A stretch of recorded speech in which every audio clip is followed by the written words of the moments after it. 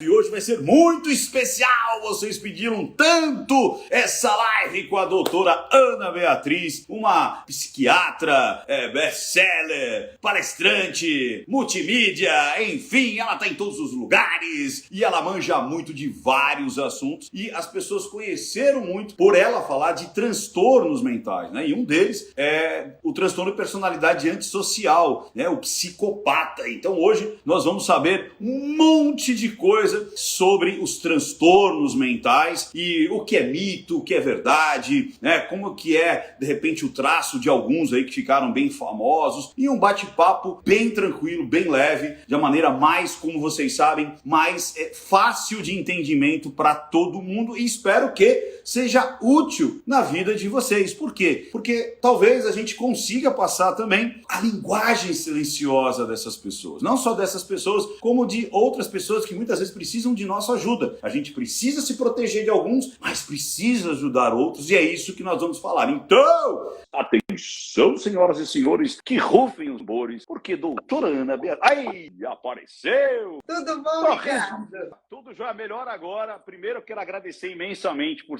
você ter aceito o meu convite. Sim. Você não tem ideia, quer dizer, você tem ideia, mas você não tem ideia como você é famosa dentro do pessoal da linguagem silenciosa, porque não tem um vídeo que eu faça, que aí se a pessoa tem algum tipo de transtorno, aí a pessoa vem lá, você precisa chamar a doutora Ana Beatriz, ou então me dando paulado. Você não sabe nada, a doutora Beatriz é que sabe tudo. E sabe mesmo, por isso... eu vou fazer uma proposta a todo mundo que está assistindo a gente. Cara, eu diria que você é um mestre da técnica, da linguagem silenciosa, com quem eu aprendo e tenho o prazer de aprender. E eu diria que eu tento ser uma pessoa que dou conhecimento que torna a técnica uma coisa lógica. Então, quando você chega e fala assim, não, porque aquela postura estava de uma pessoa mais amedrontada, mais ansiosa, eu chego e explico o que é o cérebro, o que é a ansiedade. Então, eu diria que é uma belíssima parceria e todo mundo que está aí vai poder pegar um pouco de conhecimento, um pouco de técnica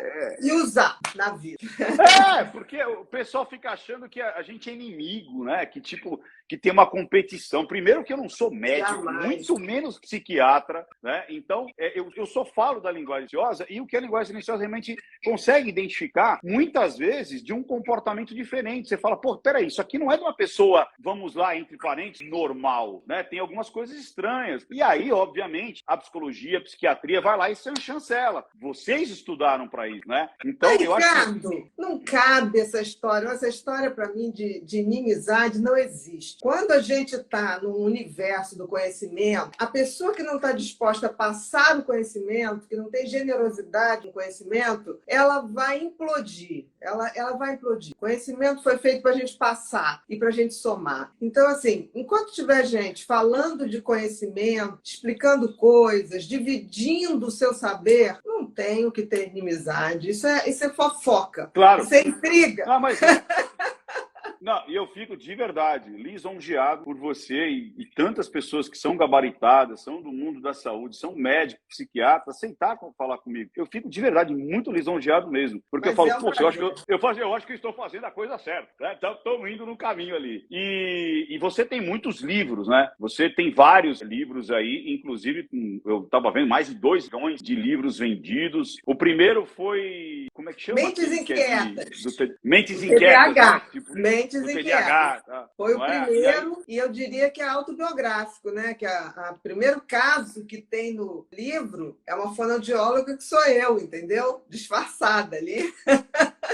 E você sabe que eu descobri, doutora, que eu sou, acho que, dislexo? Acho não, tenho certeza. Eu troco B com P, eu troco palavra, eu troco o nome, eu escrevo as coisas. Cara, eu sou Bem-vindo ao clube. Por isso que quando você falou da sua secretária e falou, ela resolve tudo, eu ainda falei, eu te entendo perfeitamente. Então, eu não sei, eu acho que eu sou meio atrapalhado, assim, para essas coisas. O pessoal fala assim, você não... É mentira. Eu falo, sim, é verdade, eu troco letra, eu troco sílaba, eu troco nome, mas tá tudo bem, e a coisa vai, né? Mas olha que legal, a galera, né? ela gosta muito de falar, né, da psicopatia e tal, mas me fala um pouco de você. Tipo assim, faz um popurrí, tipo, quem que é a doutora Ana Beatriz? É quase impossível não conhecer você, mas quem não te conhece, né? Quem é você? Você se formou em quê e tal? Por que você se enveredou por esse mundo da psiquiatria e tudo mais? Faz um popurrí aí da sua vida. Vamos lá, vamos lá.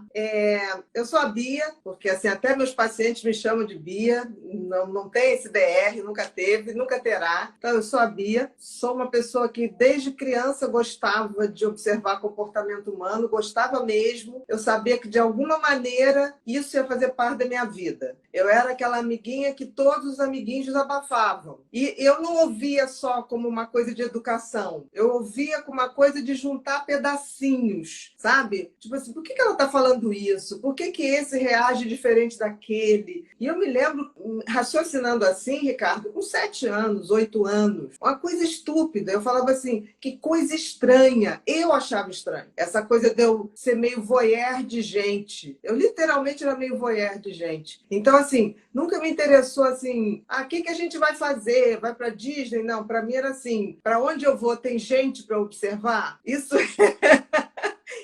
era uma coisa que me atraía muito. E aí fui indo, quando eu fui fazer vestibular, ia fazer para odontologia, porque minha irmã, que é uma irmã maravilhosa, falou, faz odontologia, porque aí você vai trabalhar comigo no consultório. Eu falei, ótimo, vou fazer. Quando eu fui fazer a inscrição, não sei, conheci um garoto na fila, o garoto ia fazer medicina, eu acabei pedindo ele para preencher o papel para mim, que eu sou toda desorientada, né, que nem você, e ele preencheu, aí você vai querer o ERJ ou o Federal? Eu falei, bota aí o ERJ, que é perto da minha casa, que eu morava na Tijuca. E aí eu passei, quando eu fui ver, eu já estava apaixonada pela medicina, eu gosto de medicina mesmo, porque fica muito mais fácil entender o cérebro, fica muito mais fácil entender tudo, e eu diria que depois eu virei uma viciada compulsiva em dividir conhecimento e despertar algum nível de consciência nas pessoas. Eu acho que essa é a minha grande droga, assim.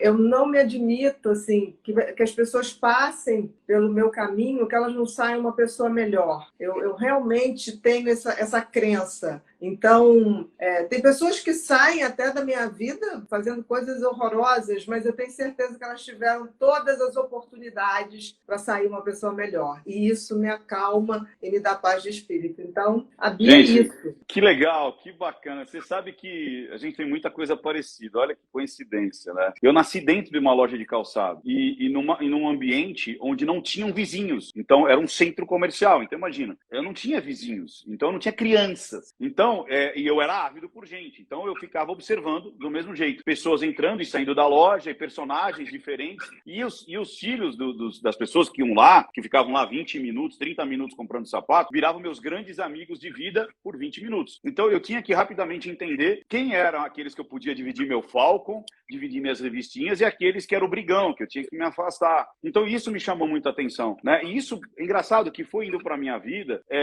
num direcionamento mais para o lado do negócio, de você entender o cliente, de você... Por que tinham vendedores que atendiam tão bem, com o mesmo estoque, com as mesmas situações? Porque eu herdei uma loja falida, né? Ela devia $100 mil, 800 títulos protestados. E aí eu falava, cara, a única coisa que eu posso mexer aqui é o ser humano.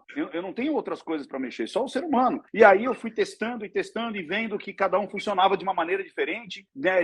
Com os próprios funcionários, alguns eram mais... precisava você botar uma rédea para segurar, porque eram muito explosivos, outros você precisava empurrar, outros eram participativos, outros você tinha que mandar. E isso me trouxe essa curiosidade da mente humana. E eu queria saber como ficar rico. O meu negócio sempre foi, eu quero ficar rico e tal. E aí eu li a biografia, eu era meio maluco. Eu sou mais novo, de 3 irmãs. Você imagina, eu com 12, 13 anos, eu lia Agatha Christie, Christiane F., eu lia biografias de tipo, o cara, aqui o Morita, Ricardo Sandler, o da Chrysler lá, que eu esqueci o nome lá. Enfim, então, era essa coisa de entender a mente humana. E não sei se tem alguém que já assistiu minhas palestras, e agora, olha como me tocou isso. Eu termino uma das minhas palestras dizendo o seguinte, uma das coisas que eu mais acredito eu espero que as pessoas, depois que me encontrem, elas saem melhores do que quando chegaram, porque eu quero compartilhar aquilo que eu vivi e que me fez bem e que possa fazer bem para as outras pessoas. Então, eu sempre dei treinamento, até quando eu não era remunerado. Então, eu comecei a treinar os meus vendedores por conta de uma necessidade. E eu falei, cara, como é gostoso você ensinar as outras pessoas. Como é gostoso alguém falar assim, cara, mudei minha vida por conta de. Então, na psiquiatria deve ser assim, é um deleite, né? Eu diria, Ricardo, que é um orgasmo mental, né? Porque o orgasmo físico todos nós conhecemos de alguma maneira ou de outra. E é bem individual. Mas o orgasmo mental, essa coisa de você ver o outro florescer, você ver o outro sair de uma depressão, você ver um adolescente que você pegou ali no universo de drogas e um dia ele chega para você e fala, porra, Bia, tudo que você me falou agora faz sentido, cara, sabe? Tipo assim, perdão às vezes que eu fui chato, combativo, irritante, e você só fez o contrário, você só me fez abrir portal de entendimento, amoroso. Você foi dura comigo, mas sempre muito afetiva. Então, isso para mim é a glória da vida. Assim. Eu nunca pensei em ficar rica, engraçado. Isso nunca pensei. Entendo você agora me contando a história de uma loja falida. Realmente você tinha que pelo menos ganhar $200 mil, né? Você tinha uma dívida de 100. Você tinha que ganhar. Mas, assim, eu sempre pedi que as coisas acontecessem, que eu pudesse, nessa trajetória de lidar com gente. E eu me lembro que o Issam Mitiba foi o primeiro cara que leu o meu livro, Mentes Inquietas, e falou, publique, ele é muito bom. Issam Mitiba, né?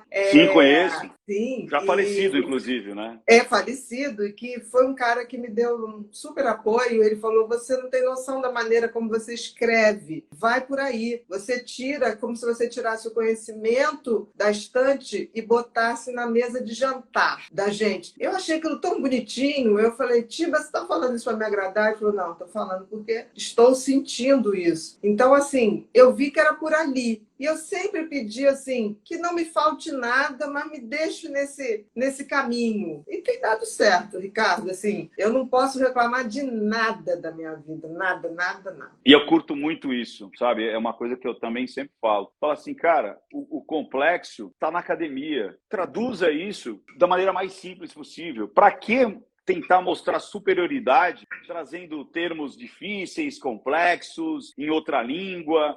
Para quê? Né? Tipo assim, e uma outra coisa que eu fiquei muito feliz quando eu vi você falando assim, olha, a minha opinião, gente, eu posso ter opinião. Então, isso é uma coisa também que me dá muito medo, sabe, Bia? Porque, assim, parece que você só pode ser um papagaio replicador de um autor e nunca pode estudar vários autores e ser você. Ou seja, mas da onde você tirou? Do sovaco? Não, tirou justamente da vivência, né? Tirou, eu tenho certeza disso e eu quero que você falasse sobre isso, do momento da anamnese, por exemplo. É tipo assim, se você acredita, eu tô falando não você, tô falando do público, que uma anamnese médica, psiquiatra, ela vai catar o livrinho e falar, olha, você, babá, ela tem que ter um insight, ela tem que ter uma criatividade, ela tem que ter um improviso de olhar aquele personagem que está na frente dela, aquela vida, e misturar técnicas. Porque se você só replicar o que está escrito, você vai tratar com um monstro. E as pessoas não são pão, pão, queijo, queijo. Elas não são um robô. Elas têm variantes que é impossível você não ter a sua própria atividade ali. Como é que você vê isso? É a experiência, né? A experiência e a sua prática diária, né? Eu costumo dizer que eu sigo muito a minha intuição. Desde que eu comecei a minha consulta de primeira vez, tem no mínimo 2 horas. E aí as pessoas ficam totalmente assim, como assim? E não faço primeira consulta de jeito nenhum online, porque, como você, eu preciso, eu ainda abro minha porta, vou pegar o paciente. Na hora que eu chamo o paciente, ele levanta, eu já tenho pelo menos 2 hipóteses diagnósticas de imediato. E aí eu vou trazendo, eu vejo, agora não, por causa da pandemia, mas eu vejo se ele me abraça espontaneamente, se é uma pessoa mais reservada, né? Que eu, pelo contrário, vou evitar o contato físico. Por exemplo, uma pessoa com síndrome de Asperger, que é um autismo, né? Um é um tipo do espectro autista, eu cansei de ver que a pessoa saquei, né, pelo andar, pela maneira, e eu nunca me botei para abraçar. E era interessante que tinha crianças que a mãe chegava e falava assim, dá um beijo na tia Bia. Eu falava, não me beija não, tua mãe tá te dando uma dica errada. Você não me conhece, como é que você vai sair me beijando? E aí eu via o conforto da criança que tem autismo, do tipo assim, graças a Deus, essa não vai me agarrar, não vai me beijar, entendeu? E um belo dia essa criança chegava perto de mim e começava a tocar a mãozinha, começava assim, aí dava um beijo e saía, sabe? Então, são detalhes que é tão mágico, que eu digo assim, é uma coisa extraordinária você observar. E tem uns pacientes que você sabe que você pode perguntar alguma coisa mais da coisa, como ele exerce a espiritualidade. Tem outros que você não pode nem tocar naquilo, porque aquilo vai deixar a pessoa mais confusa. Então, assim, dura no mínimo 2 horas, já teve a primeira vez que durou 4. E aí eu observo tudo. Mas assim, como ri, se franze a testa, se não franze, se expressa com a mão, se não se expressa com os olhos, se sorri com os olhos, se faz tec-tec-tec no barulhinho da cadeira, se mexe, quanto se mexe na cadeira, se me olha no olho, se desvia o olhar. Isso não tem. Eu recebo e-mails todo dia e assim, reclamações horrorosas. Mas eu moro em Londres, por favor. Mas não é por favor, é por respeito à pessoa, que eu não vou fazer uma coisa que, infelizmente, a gente não tem. O visual aqui, a gente falando, você me vê daqui para cima, né? E a gente hoje vive num mundo que prejudica muito a avaliação, Ricardo. Você quer ver uma coisa que me prejudica muito? Botox. Antigamente eram só as mulheres, mas agora todo mundo faz botox, até adolescente faz botox. E aí a gente perde muito a expressão facial, né? E aí toque de infiltrar também o tal do ácido hialurônico, que eu acho que é bacana também, mas aí de repente a pessoa também preenche, mas o que acontece? Se ela vem 1 mês depois, ok, aquilo tudo já está direitinho. Se ela fez isso, o procedimento, há 10 dias e vem na consulta, a face dela está diferente. É isso aí. Entendeu?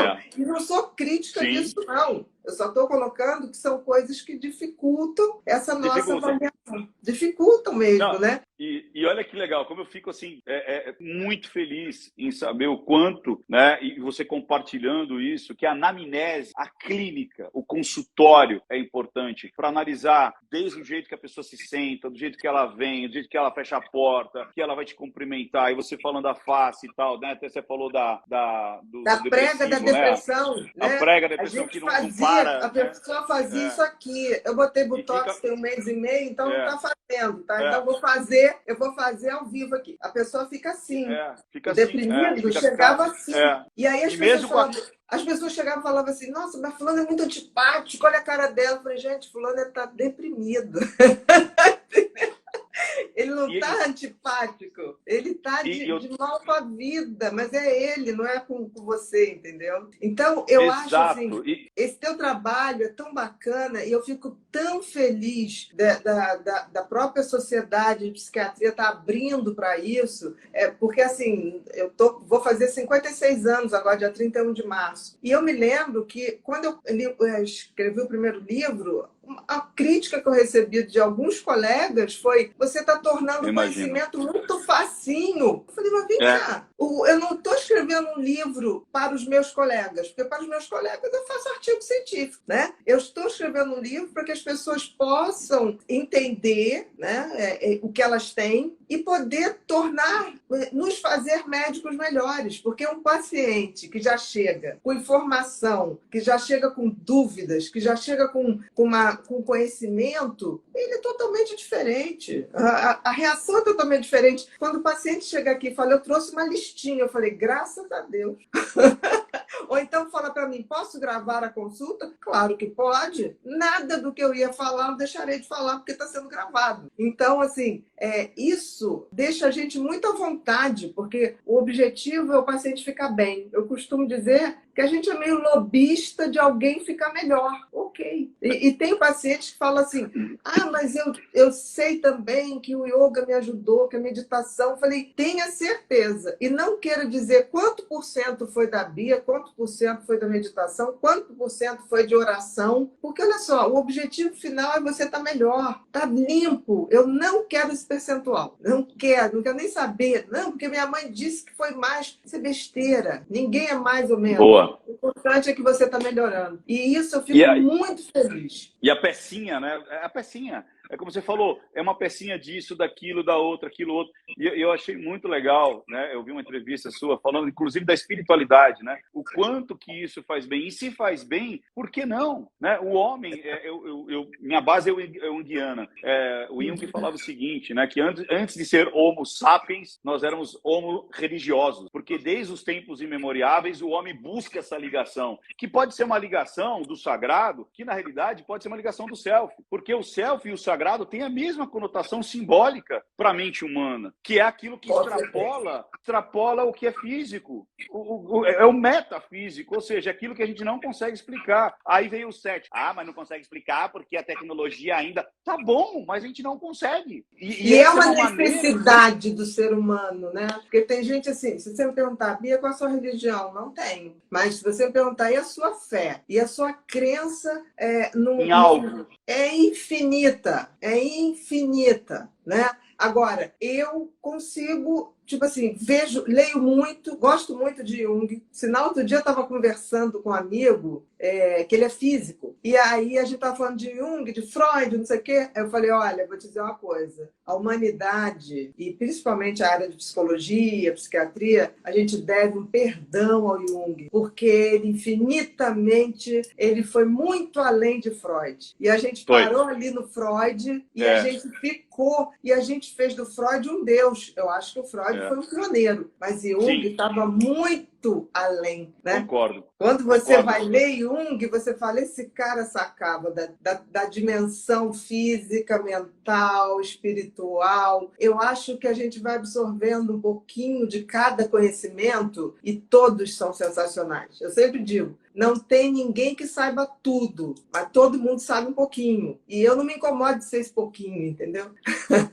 É uma honra ser um pouquinho. Não, exato, né? O Viktor Frankl, lá da logoterapia, eu achei o maior barato isso, que ele dizia o seguinte, eu não vou menosprezar, e naquela época dele, né, existia aquela guerra, não, mas você é psicanalista, não, você é Skinner comportamental, então essa escola não conversa com aquela. Tanto é que as pessoas, quando eu falo, olha, eu sou psicanalista cientista comportamental, impossível, você ou é psicanalista ou é comportamental. Eu falei, não, cara, tipo assim, eu não posso ignorar, existem contaminações comportamentais e contaminações psíquicas, inclusive até simbólicas, que às vezes você nem sabe. A psiquiatria fala muito disso, o temperamento. Como é que uma criança que acaba de nascer, gêmeos, por que um tem um temperamento tão agressivo e chorão e outro calminho? Então, da onde vem isso? Da onde vem o temperamento, pelo amor de Deus? Né?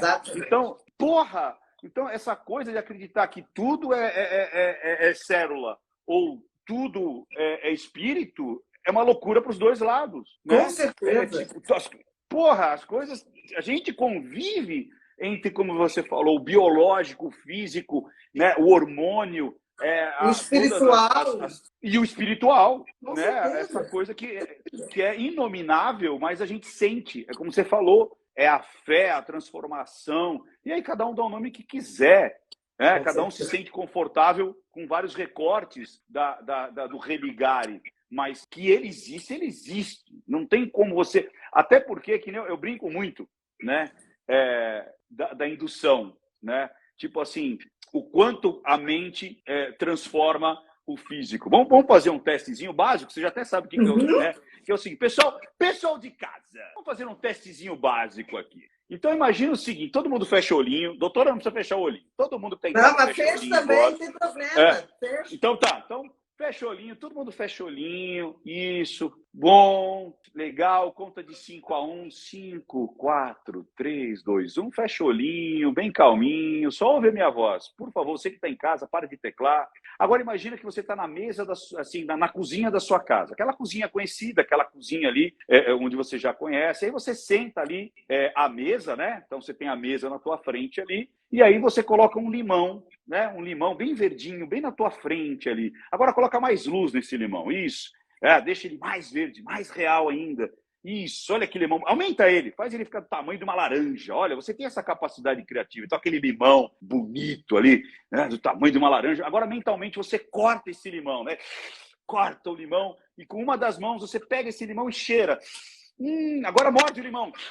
Morde o limão. Isso, 3, 2, 1, abrindo os olhos. Quantas pessoas salivaram? Muitas pessoas salivaram. Ou seja, eu fiz uma provocação na tua mente e você produziu uma reação química na tua boca. Mas isso está em tudo. Isso está em tudo, Ricardo.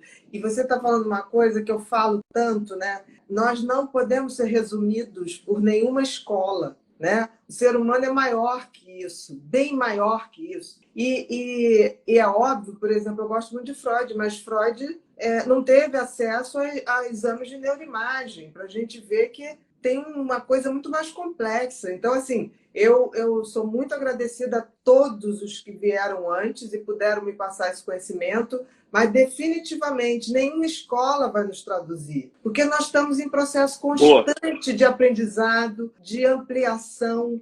E eu sempre digo para as pessoas, você pode dominar a técnica do que for, mas quando você junta a técnica com o conhecimento, você é imbatível. Você é imbatível nesse processo de evolução, nesse processo de despertar o divino dentro de você, que é o self, que é o Deus, para quem quiser. Está tudo dentro. Tanto que eu fico muito preocupada hoje, por exemplo, em pessoas que têm tantas atividades que não se permitem ter um silêncio e não conseguem ficar sozinhos em silêncio. Se você me deixar um dia inteiro em silêncio, eu vou ser uma das pessoas mais felizes que você vai ver. Por exemplo, domingo passado, foi um domingo de chuva, não sei o que lá, fiquei em casa e resolvi, hoje não vou fazer nada, hoje eu vou ficar aqui no meu silêncio, não vou nem ler, né? Eu vou ligar uma música que não tem a letra, para não me dissipar com palavras. E olha, cheguei ao final do dia, fui tomar banho, falei, que dia feliz. Então, assim,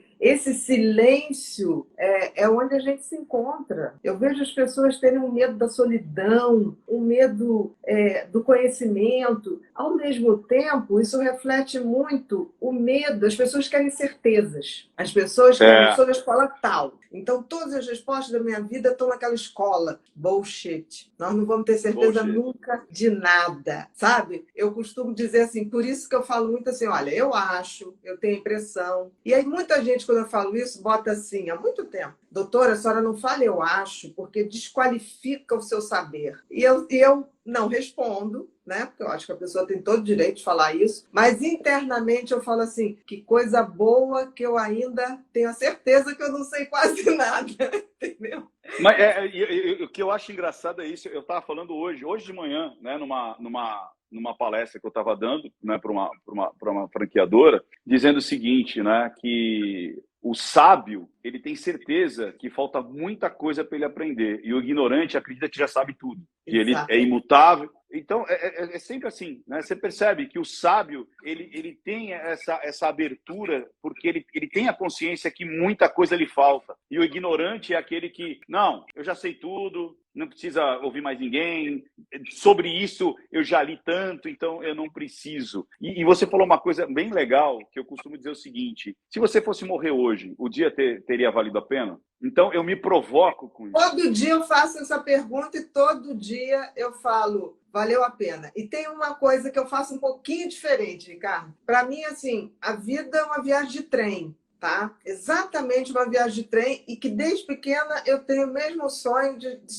do trem ter parado e ter me jogado numa plataforma. E, né, do lado de fora, aqueles trens bem europeu mesmo. E aí eu sempre digo para as pessoas, você nasce, alguém te joga lá. Muito bem. E essa pessoa, ela deve ter dito para você, tipo assim, um dia a gente vem te buscar, ok, mas vive. Esquece, esquece. Um dia a gente vai te buscar. E aí eu sempre falo para as pessoas que eu quero ter a felicidade de quando esse trem parar novamente, abrir o vagão e alguém falar assim, Bia, tá na hora. Eu vou falar, só me dá 30 segundos. Porque eu só quero olhar para trás e falar assim, o livro que eu fiz da minha vida, valeu a pena? Aí eu falo assim, vou ver rapidinho aquilo.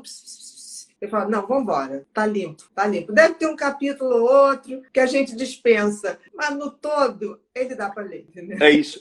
Eu penso exatamente, porque, por exemplo, é óbvio, tem dias ou tem momentos da sua vida que você fala, puxa, né, não valeu a pena, eu fiquei estagnado. Mas no geral, porque ninguém é perfeito, né? E parece que a internet trouxe isso, né? Você viver muito a vida do outro, né? As pessoas vão viajar e ficam mais preocupadas em botar tudo no stories, em tirar tudo no stories, do que viver aquela emoção de fato, de verdade, né? E com todos os seus sistemas visuais, aditivos, sinestésicos, você está presente, né? E não está preocupado, mas as blogueirinhas tiram foto aqui, os blogueirinhos tiram foto ali, eu preciso fazer, eu preciso registrar. Cara, o melhor registro é da tua mente, é da tua experiência, né? É da sensação. O cérebro é uma máquina tão maravilhosa que é uma caverna de realidade virtual o tempo inteiro, né? Ele imagina, ele projeta. Você, quando sonha, você faz cenários. Essa máquina cria cenários, bota trilha sonora, ele dirige, ele roteiriza, ele faz tudo. E aí você substitui isso por fotos. As pessoas não estão tendo lembranças reais. A gente está hipotrofiando o hipocampo, que é onde a gente armazena as lembranças. Porque as lembranças que ficam são aquelas que eu me permiti viver, experienciar. Então, eu vejo as crianças hoje falarem para mim, não sei, eu fui para a Disney, eu falo, o que mais te tocou? Eu não me lembro, porque elas vão cumprir um roteiro e vão fotografar e postar o tempo inteiro. A gente não está vivendo, né, o momento, aquele momento. É triste isso. Não, e pior, né? Quem sou eu para falar isso? Mas, doutora, isso é o início de um transtorno, porque você ou está no passado ou está no futuro, né? Você não está no momento. Exatamente. Né? Então, nós estamos criando uma sociedade realmente habituada ao transtorno, porque ou ela vive do passado ou ela vive do futuro, ela não consegue viver o presente. Né? E quando você... muito doido eu digo isso, sempre, né? Que a depressão é excesso de passado, né? E a ansiedade é o excesso de futuro, né? E o estresse é o excesso de presente, né? Que você quer fazer tudo ao mesmo tempo, no presente. Tudo. E eu noto isso. A gente está falando muito de pandemia e a gente está realmente vivendo uma pandemia terrível, né? Mas em 2018, né? A Organização Mundial de Saúde decretou o ano para combate da pandemia da depressão. Existe uma pandemia silenciosa, que é a depressão e que é a ansiedade. Exatamente isso que a gente está falando, da pessoa não viver mais o aqui e agora. Né? E para você ter uma ideia, a taxa de suicídio, 2018 foi prevenção do suicídio. A taxa de suicídio naquela época, tá? Não faz muito tempo, era um suicídio a cada 40 segundos ao redor do mundo. E eu acho que isso aumentou muita coisa com a pandemia. Então, com certeza, assim, com certeza. Alguma coisa está fora da ordem. Eu acho que está fora da ordem. A gente se esqueceu de ser humano. Humanos todos nós somos. Agora, ser humano, eu tenho que acrescentar. Eu tenho que acrescentar na minha história e eu tenho que acrescentar na sua história. É isso que a gente fala de... As pessoas passarem por mim têm que me deixar algo que me deixa melhor e eu também tenho que deixar. Isso é ser humano. Humanos somos todos. Basta nascer, entendeu? Dentro dessa espécie. Então, eu acho que está havendo uma abstinência. E está havendo, eu vou te dizer mais, eu nunca vi tantas compulsões. As pessoas estão tentando se preencher de muita coisa, assim, seja de compra, seja de... Eu achei legal você falar um negócio que você começou a ver seus vendedores, né? Mas com certeza você observou também seus consumidores. Sim. Toda vez que eu vou numa loja, alguém está comprando, eu sei exatamente exatamente quem é o comprador impulsivo, quem é o comprador inseguro, aquele que se você falar, não, mas olha, isso ficou lindo, mas tem um outro e um outro na cor tal que deriva não sei o que, a pessoa leva, né? Hoje, então, tem lojas que oferecem champanhe para você comprar. É óbvio, que se você tomar um copinho de champanhe, você baixa o seu filtro e compra muito mais. Então, agora, que a loja tem todo o direito de fazer isso? Todo o direito de fazer isso. Nós vivemos num mundo de liberdades. Eu acredito nesse mundo. Mas eu tenho toda a obrigação de ter o conhecimento para ser livre para escolher. Você sabe que no atacado sempre foi assim, né? Desde que eu me conheço, e eu nasci dentro de uma loja de calçado, sim, mas o atacado já tinha essa percepção. Então você ia nas feiras de calçado. Minha loja era de calçado, né? E depois eu tive loja de calçado e de surfwear também. Então, nas feiras, né, de calçado, de surf, bebida a rodo, para que justamente a massa crítica desce. Que o pessoal fala assim, quanto mais o uísque entra, mais a caneta escreve, né? Então, era o problema depois era pagar, né? Exatamente, o problema depois era pagar. E você sabe que eu percebia muito, Bia, e era interessante isso. Eu até comentei com as meninas, né, como eu falei nessa palestra que eu dei de manhã, que eu fiz esse paralelo. Tinham pessoas, principalmente mulheres, né, meu público era muito feminino, que eu falo assim, gente, onde é que essa mulherada guarda tanta roupa? Não é possível. Não, sério, tinha algumas que ela ia toda semana, mas qual que era o barato? Não era a roupa em si, era estar vivendo aquela experiência lá dentro da loja. Porque como eu treinava muito os meus vendedores, meus gerentes, a gente criava uma experiência empática onde a gente sabia da vida da pessoa. Então, a gente sabia de tudo. Então, aquilo virava um consultório. As pessoas iam lá porque, mas meu marido, porque minha filha, porque... E aí ia trocando ideia, botando aquilo para fora. Aí acho que a pessoa, em vez de pagar a consulta, comprava uma calça. Você entendeu? Então, é como você falou, esse preenchimento, de alguma maneira, né? E uma coisa que eu peguei muito, Bia, e o meu eu faço análise, né? E o meu psicólogo falou assim, Ricardo, você precisa ter momentos para não fazer nada, que é o que você está dizendo. E isso é muito fantástico, né? Você se permitir que um dia produtivo não é só aquele dia que você assistiu não sei quantas séries, tantos livros, e fez isso e postou. Não, é aquele dia que você vai falar assim, cara, eu vou ficar na praça aqui olhando, vou dar milha aos pombos, vou andar de moto para qualquer canto, sem destino. Sim.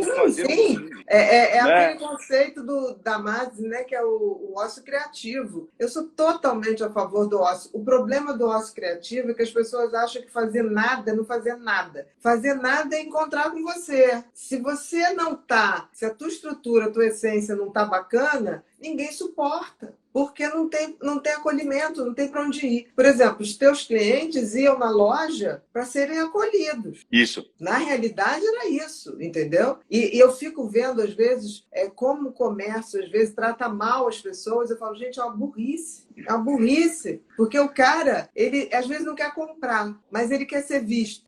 É isso. Ele quer reclamar de alguma coisa, ele quer compartilhar alguma coisa. E parece que as pessoas estão muito naquela coisa do fast, né? Next.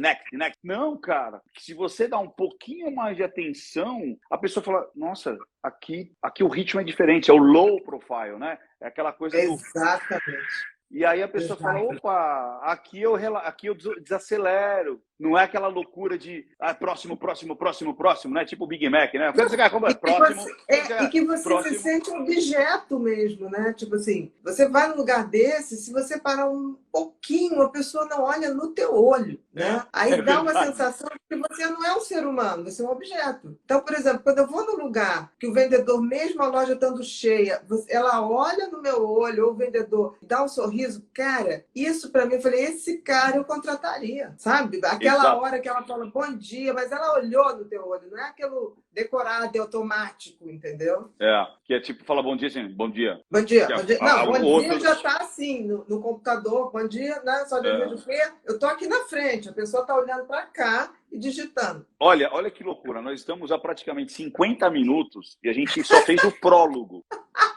Nós fizemos o prólogo. Então, essa live vai ser a live do prólogo. Né? Porque não tem como a gente falar de psicopatia e de... Olha, eu tinha anotado... Não, vai vendo. Eu tinha anotado o Ted Bundy, o Charles Manson, o Maníaco do Parque, a Suzane, o Jairinho... A Suzane te deu um trabalhão, né, meu amigo? Deu. A Suzane, ela realmente, eu não conseguia analisar ela. Ela parecia que ela mudava de padrão a cada entrevista. E era o que acontecia. Eu não conseguia. Até que eu consegui pegar a linguagem silenciosa dela. Aí eu falei, aí a coisa se encaixou. Mas assim, é muito difícil, né? A gente pode até depois, em março, fazer uma outra live só de psicopata. Com certeza. Vai ser um prazer. Vai ser o Retorno de Jedi, Bia e Ricardo 2. Né? Mas não é? A Suzane, vamos lá. A Suzane, quanto mais grave ou mais indiferente é uma pessoa, mais difícil de ser lida. Ou seja, o que é um psicopata? Né? O psicopata, ele não é uma pessoa que necessariamente mata, é uma pessoa que necessariamente não se importa com o outro, que não tem nenhum tipo de sentimento de empatia, compaixão ou culpa por usar aquela pessoa para obter status, poder, diversão, ou tudo junto, né? Então, uma pessoa que tem uma incapacidade de amar. Eu acho que seria a melhor definição do psicopata, uma pessoa incapaz de amar qualquer coisa ou qualquer pessoa. Aí as pessoas falam assim, mas o pai, a mãe... Quando eu falo qualquer coisa ou qualquer pessoa, inclui-se tudo. E é tão interessante que você vê os 10 mandamentos, tinha lá, não matarás. Nem nos mandamentos não matarás pai e mãe, para você ver a dimensão da coisa, né? E sempre me chamou a atenção porque ela se move muito rapidamente de acordo com as necessidades. E os personagens que estão na frente dela. Exato. Né? Então, assim, me assusta muito, porque desde muito nova, mas muito nova, não é agora. Você vê que ela floresceu no sistema penitenciário. Ela tinha assessoria de imprensa logo nos primeiros anos dentro do sistema penitenciário. Depois ela começou a dar aula de inglês para as outras. Então ela virou professora. Isso. Aí daqui a pouco ela começou um romance com o promotor e começou a ameaçar a família do promotor para poder ter um promotor a seu favor. Depois ela começou a ter relacionamento com uma presa, se casou com uma presa para ter uma tela especial, né? Mas aí você vai ver a presa que ela se casou dentro era uma pessoa que estava para sair naquela liberdade provisória que justamente poderia acessar o irmão. Então, quando você vai vendo, ela não faz nada. Absolutamente nada, sem ser milimetricamente calculado. Tem uma inteligência racional brilhante, eu diria brilhante, mas tem uma inteligência afetiva, humana, zero. A gente vai ter que voltar com esse papo, porque olha que interessante. Quando eu falei, e ela realmente, quando ela entra, ela seduz um médico, que era um gay, era um homossexual, e ele esconde ela, porque as presas têm uma rebelião, elas querem matar ela. Aí depois ela seduz uma diretora hétero, né, para arrumar que troque ela de lugar. Aí depois ela seduz o promotor, esse promotor quase se separa e tudo mais, porque queria largar a família para ficar com ela. Aí depois tem o Sandrão, né, que ela inclusive tirou o Sandrão da Matsunaga, porque o Sandrão era namorado da Matsunaga. Isso aí mesmo. Fica com ela. Ela seduz o Gugu. Foi a análise que eu fiz. Eu falei assim, gente, quando caiu a ficha toda. Aí eu falei assim, gente, ela tá seduzindo o Gugu. Com pena do Gugu, porque o Gugu começou a ficar com pena dela. Incrível. E seduzido. E aí, engraçado que as pessoas falam assim, mas o Gugu é gay. E eu falo assim, gente, sedução não é só sexual ou sensual. Ela tá seduzindo esse cara. Tanto é que depois eu fiquei sabendo pelo Ulysses Campbell que além das máquinas, além da grana, que foi 120 mil reais, ele ainda abriu o coração e deu 2 máquinas de costura industrial. Que daí ele mandou entregar na casa do Sandrão, ela não deu dinheiro, aí o Sandrão tomou as máquinas também. Mas é como você fala, mas o engraçado ela tinha uma articulação muito boa, mas quando os policiais, o PM, chegam lá no dia do crime, olha, tem Tudo 2 em volta. corpos lá. E ela fala, tá, e o que a gente faz agora? Exatamente. Ou seja, eles não percebem essa... Foi como você falou do Jairinho, né? Que no dia do velório ele vira pro pai, na maior tranquilidade. Não, criança você faz outra. Né? E, tipo, eles não percebem essa falta dessa cola social, né? Não percebem não é... porque não tem. Mas se a gente está treinado para ver, tá lá. O negócio é que a gente não tem conhecimento, não tem treino. É isso aí. Que tá lá, sempre teve lá. É inacreditável. Se as pessoas soubessem que conhecimento e técnica, né, faz com que o mundo mude de paradigma e que a gente possa, de fato, estar na nossa faixa vibratória, aquela que você quer, é revolucionário. Não existe revolução sem conhecimento e prática do conhecimento. A prática é a técnica, é o que você propõe. Né? E é interessante que, por exemplo, eu tenho essa prática, eu tenho conhecimento e tenho a prática muito direcionado à minha área. Isso. Você já tem ela bem mais ampla, no sentido de pessoas comuns, né? Totalmente comuns, sem nenhum tipo de patologia, sem nenhum tipo de alteração. Mas até isso a gente observa, são flashes. Foi aquilo que a gente falou, né? As pessoas, eu posso não ser psicopata e um dia eu ter uma atitude que não é bacana. Nós teremos isso. Mas o que me faz perversa é que aquilo é sempre daquela maneira,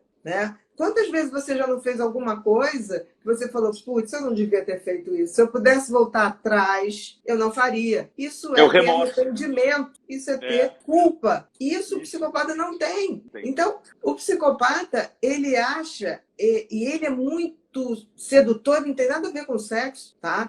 O sexo para o psicopata nem dá tanto prazer assim. Por exemplo, você acha que o psicopata ele transa e tem altos prazeres? Não tem. Por quê? Por isso que ele busca, né? Exatamente. O sexo para ele é mais uma manobra que ele usa porque ele sabe que algumas pessoas aquilo ali dá um poder de domínio. É quase uma fera em cima de uma presa. Né? Se você for ver um animal selvagem, né, ele ronda a sua presa, né? Ele, na selva, ele faz igual, o psicopata faz igual. O problema é que a gente tem uma coisa, primeiro é a negação. Tem gente que fala assim, eu não quero nem saber disso, pelo amor de Deus, não me conte isso, que isso é horrível. Então você vai sempre ser dominado pelo aquilo que você não conhece. E as pessoas falam, mas isso é muito triste. Triste é a gente não saber e não poder ajudar outras pessoas. É a única tristeza que eu acho, né? Então, eu acho que a gente tem que passar por uma grande revolução, e a revolução do conhecimento e da prática do conhecimento. Da prática. Muito bom. Então, olha, como a gente falou, foi uma... Como é que foi? Foi fake news. Nós acabamos de fazer uma fake news hoje aqui. Porque nós falamos que não falar de psicopata, e não fala, mas como eu falei, é um prólogo, é uma base para a gente, o quanto que a gente trocou figurinha, o quanto que, e as pessoas, deixei os comentários justamente para saber a temperatura, as pessoas amando, aí batemos mais de 1.300 pessoas online, né, simultâneas, isso já deve ter dado pelo menos umas 10 mil pessoas passaram pela live. Então, galera, já fique esperto, vamos seguir a doutora Ana, o Ricardo Ventura, para quê? Para que em breve, nós vamos marcar uma outra live, aí já chama todos os amigos e as amigas, porque vai ser épico. Porque você viu, só nessa trocação... Em março, Ricardo. Vamos fazer em março, então vamos fazer um super convite aí. Em março... Vamos. Boa, fazer um super convite. 21, 22, 23, eu vou abrir um curso online falando sobre psicopatia, mas dando conhecimento, sem esconder nada. Então, a gente faz um pouquinho antes, ou a gente faz durante, não sei.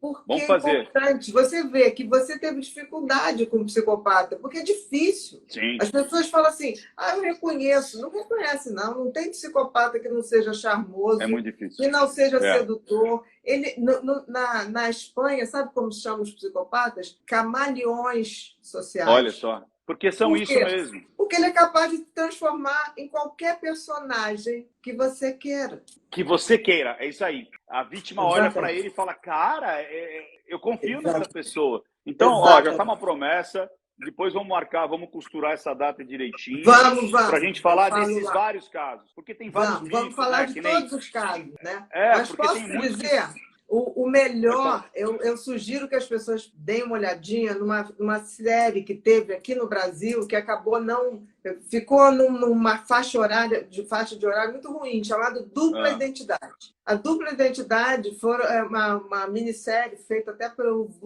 da Glória Pérez. Quem fez o Psicopata foi o Bruno Galhaço, que arrasou. A Luana Piovani fez uma detetive que ia atrás deles. E a coisa que a Glória fez ali foi baseada geral no Ted Bundy. Foi a grande inspiração. Mas ela botou detalhes de vários outros psicopatas. Então, é uma aula. Eu sugiro que as pessoas vejam, porque vai ser muito legal. É muito bom. São 4 episódios só, então é rápido, mas é uma aula. Uma super aula. Boa. Então, pessoal, tá prometido. A gente vai aqui depois marcar direitinho pra gente falar desses vários, porque eles têm também... às vezes a pessoa acha que o psicopata tá dentro de uma caixinha, né? Que eles são todos iguais. E a gente tem o desorganizado, tem aquele que é meio chucro. Então, a gente tem vários estilos, né? Mas eles têm uma... então, vai ser legal. Até porque, como você falou, passar algumas coisas comportamentais e não verbais pra gente ficar mais esperto e se proteger dessas pessoas, né? Começar pelo menos pescar e observar, porque assim, nós somos o que fazemos, nós não somos o que falamos, senão os políticos seriam pessoas maravilhosas. Então, em anos de eleições, eu acho tão engraçado, tem gente que fala assim, fulano é psicopata, fulano é psicopata. Gente, os psicopatas, ainda mais quando estão na política, eles são os mais sensatos. Eles não se alteram nunca. Eles são aqueles que vão propor sempre um diálogo aberto. Vão parecer... Não é bem assim, né? As pessoas confundem psicopatia com aquele cara malvado, com a cara de mal. Eu digo o seguinte, se for apostar, aposta naquele que você acha que não é. É que nem é o cordeiro, o pedófilo. Né? Exato. O pedófilo, eu aposto sempre naquele que você fala, esse não, é tão limpinho, tão bonitinho, carinhoso, tão perfumado. Isso. E gente, toda hora mostra retratinho da família, mostra retratinho do netinho. Cuidado, porque são lobos em pele de cordeiro. Exatamente. Eu até comentei isso. As pessoas, só para dar esse... As pessoas muitas vezes acreditam que o estupro, principalmente de crianças, é violento. 99% não é. É por sedução. Exatamente. Totalmente. Né? Mas vamos, isso que você está falando. Então nós vamos, já vamos, está prometido. Fizemos aqui um lançamento aqui para o mês que vem, quer dizer, mês que vem, né? Em março, a gente vai se encontrar. Mais uma vez, doutora. Querido, foi um prazer. Eu que agradeço, assim, por você também colaborar com as pessoas, passando conhecimento para frente. A gente está aqui para isso, porque conhecimento que a gente não bota para frente implode e adoece a gente. Boa. Obrigado mais uma vez, pessoal. Tchau, gente. Obrigada, tá? Fiquem com Deus. Boa noite. Até mais. Tchau.